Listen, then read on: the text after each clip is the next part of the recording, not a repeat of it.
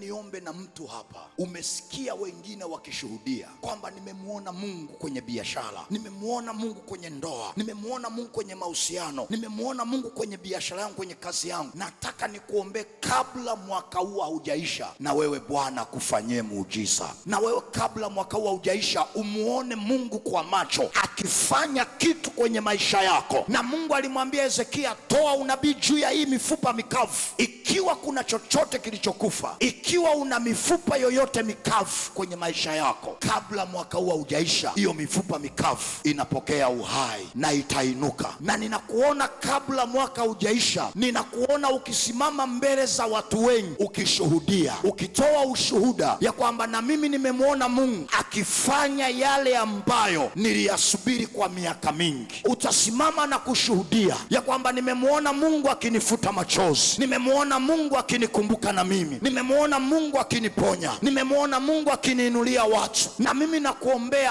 hautamaliza mwaka kwa hasara, utamaliza mwaka kwa ushindi na kwa kicheko kwa jina la Yesu. Na ninakuombea Bwana akusahaulishe maumivu yote na taabu zote na dhiki zote za mwaka huu, kwa sababu Mungu haangalii unavyoanza, anaangalia unavyomaliza. Na mimi nakuombea upako wa Omega ambao utakusaidia umalize mwaka huu kwa ushuhuda na kwa ushindi na kwa kicheko katika jina la Yesu Kristo wa Nazareth. Hautamaliza kwa machozi mwaka huu, hautamaliza kwa kilio, utamaliza mwaka huu kwa ushuhuda, utamaliza mwaka huu kwa kicheko. Mauti, hasara havitatamkwa juu yako. Matukio yoyote ya mwisho wa mwaka hayatakupata wewe na nyumba yako katika jina la Yesu Kristo wa Nazareth.